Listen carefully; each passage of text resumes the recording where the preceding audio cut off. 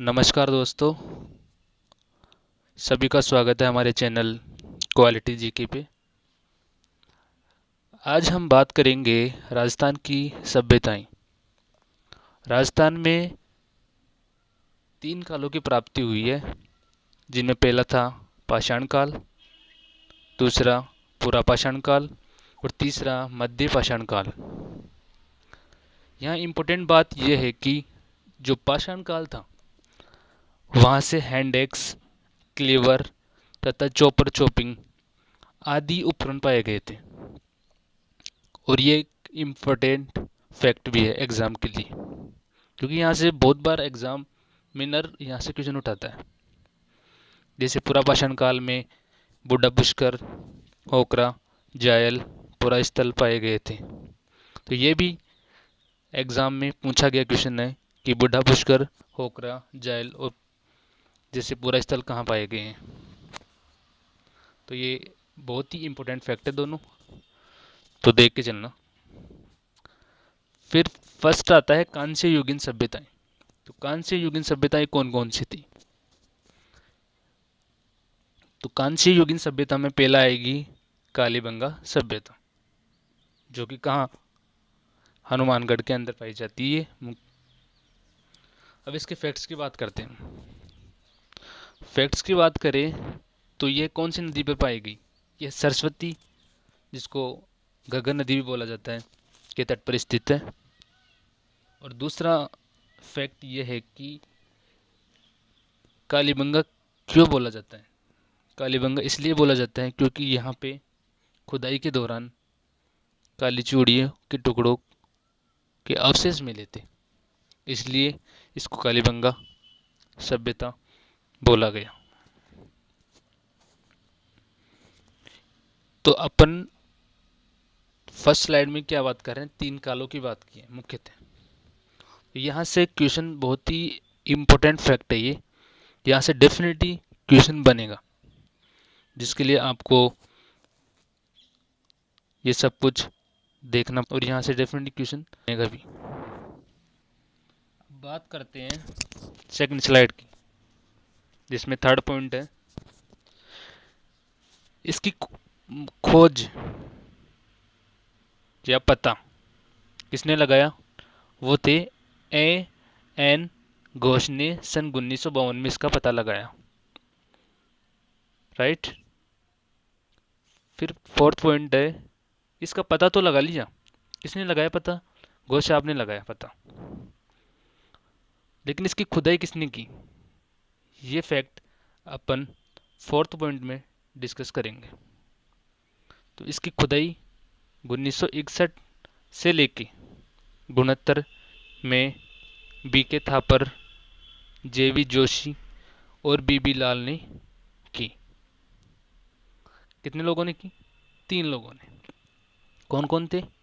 BK Thapar, जेवी जोशी और बीबी लाल, तीनों ने खुदाई की। और पता किसने लगाया था? पता लगाया था घोष साहब ने 1952 में। क्लियर? ओके। अब अपन बात करते हैं पांचवा पॉइंट। पांचवा पॉइंट क्या बोल रहा है? ये पहली सभ्यता थी, ऐसी पहली सभ्यता थी जिसका स्वतंत्रता के बाद उत्खनन किया गया। समझ में आ रहा कि जब आज़ाद, अपना देश आज़ाद हुआ उसके बाद इस सभ्यता की खोज या उत्खनन किया गया, राइट। फिर 6 पॉइंट क्या बोल रहा है? 6 पॉइंट ये बोल रहा है कि जो ये सभ्यता थी, कि कौन सी सभ्यता थी? ये सभ्यता थी नगर प्रधान, नगर प्रधान सभ्यता थी कालीबंगा सभ्यता। 7 पॉइंट ये बोल रहा है कि यहाँ लिपि, कौन सी लिपि का इस्तेमाल किया जाता था? यहाँ पे सैंधव लिपि का मुख्यतः प्रयोग किया जाता था। ओके। फिर 8वां बिंदु कि यहाँ से क्या क्या चीज़ें प्राप्त हुई, कालीबंगा सभ्यता से क्या क्या प्राप्त हुई? तो यहाँ से बेलनाकार मोहरे, तांबे का बेल, जुते हुए खेत, 7 अग्नि वेदिकाएं, ग्रिड पैटर्न, दोहरी रक्षा प्रसवीर, तंदूर के समान चूल्हे, माण, अलंकृत ईंटें आदि यहाँ से प्राप्त हुई है। और यहाँ से मुख्यतः क्वेश्चन क्या बनता है, एक तो जुते हुए खेत कहाँ से प्राप्त हुई, तो वो कालीबंगा से। और 7 अग्नि वेदिकाएं कहाँ से प्राप्त हुई, तो वो भी कालीबंगा से। और तंदूर के समान चूल्हे कहाँ से प्राप्त हुए, तो मुख्यतः यहाँ से 2 या 3 क्वेश्चन बन जाते हैं कि क्या क्या प्राप्त हुआ वहाँ से। तो अच्छे से इसको आप लर्न करना, डेफिनेटली क्वेश्चन यहाँ से बनेगा, इससे बार कुछ नहीं जाएगा नोट्सों से, ये मैं 100% आपको दावे के साथ कह सकता हूँ। तो अच्छे से ये थी कालीबंगा सभ्यता, और इसका एक पॉइंट और है, वो अपन अगली स्लाइड में डिस्कस करेंगे। Next slide, 9 point. तो 9वें पॉइंट में ये डिस्कस करेंगे अपन, बहुत ही इम्पोर्टेंट फैक्ट है ये एग्ज़ाम की दृष्टि से, चाहे आरएस के एग्ज़ाम हो, चाहे एलडीसी के एग्ज़ाम हो, चाहे कांस्टेबल के एग्ज़ाम हो, राजस्थान की कोई सी भी एग्ज़ाम हो, ये नोट्स बहुत ही कारगर सिद्ध होंगे। बस आपको केवल अच्छे से पढ़ना है इनको, चाहे आप इनको अच्छे से समझ के पढ़ो या इनके अच्छे से, चाहे इनको रटो, लेकिन आपको पढ़ना है अच्छे से, इससे बाहर कुछ भी नहीं जाएगा। 9 पॉइंट बोल रहा है कि कालीबंगा सभ्यता को सैंधव सभ्यता की तीसरी राजधानी किसने कहा है, ये बहुत बार क्वेश्चन आया हुआ है। तो ये कहा था कवि दशरथ शर्मा ने। बहुत ही इम्पोर्टेंट क्वेश्चन है। दशरथ शर्मा ने कालीबंगा को सैंधव सभ्यता की तीसरी राजधानी कहा है। ओके, ये समझ में आ गया आपको फैक्ट कालीबंगा के, जो भी 9 फैक्ट थे बहुत ही इजी फैक्ट थे, कुछ नहीं है, 3-4 बार आपको लर्न करना पड़ेगा, डेली आप रिवाइज करो, और आप वीडियो को पॉज करके स्क्रीनशॉट भी ले सकते हो और वहाँ से पढ़ सकते हो। तो अच्छे से आप इन 9 पॉइंटों को देखो, कोई दिक्कत नहीं है, याद हो जाएगा एकदम इजी लैंग्वेज में। तो अब बात करेंगे अपन दूसरी सभ्यता, आहड़ सभ्यता, जो कि उदयपुर के अंदर मिली, जो कि 4000 वर्ष पुरानी सभ्यता थी, बहुत ही पुरानी सभ्यता थी, ये भी बोल सकते हैं अपन इसको। तो इसके फैक्ट्स के अंदर बात करें तो अपन पहला कि यहाँ से जो इस सभ्यता को प्राचीन जो शिलालेख थे उनमें ताम्रवती के नाम से जाना गया है।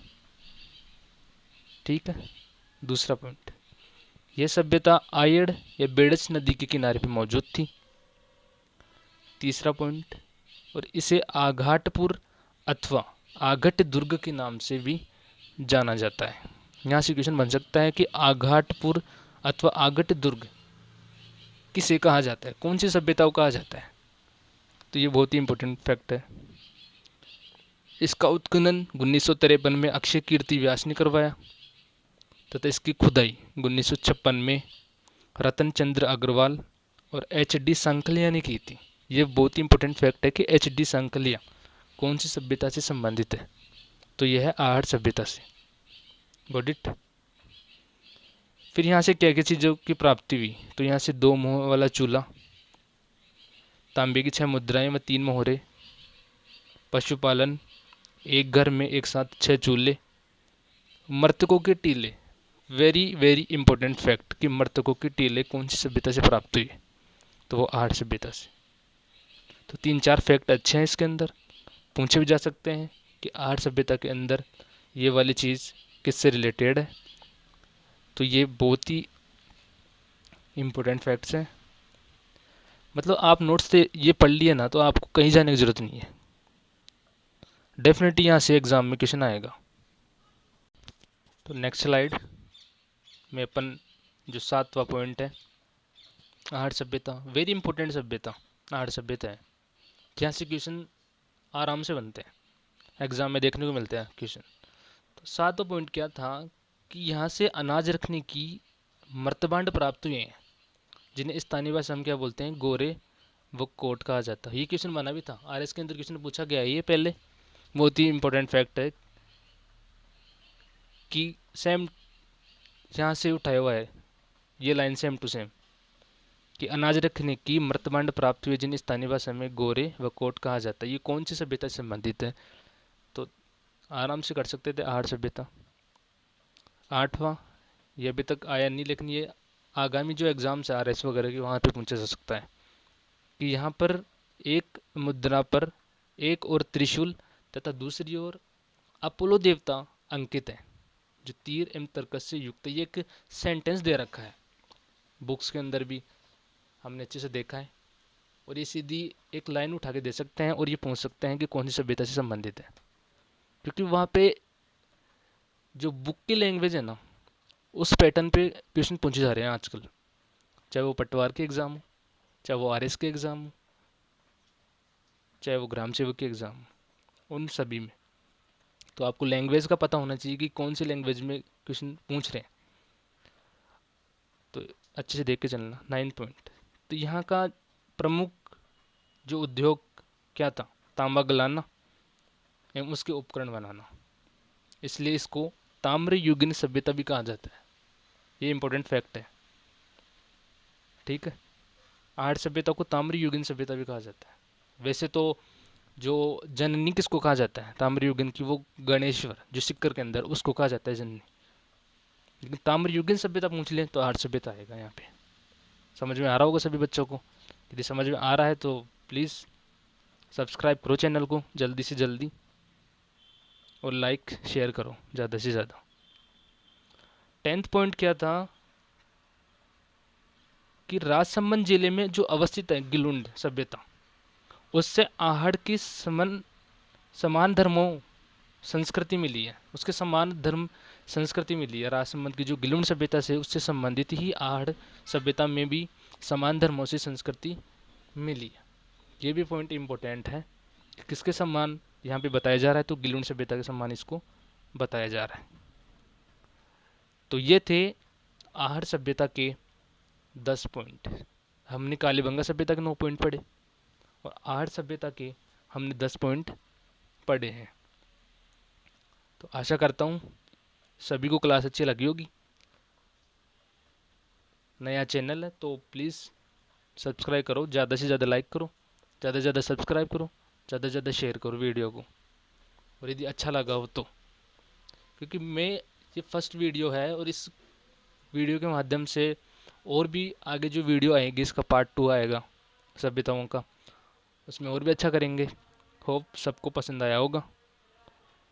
थैंक यू, सभी खुश रहो, मस्त रहो, धन्यवाद।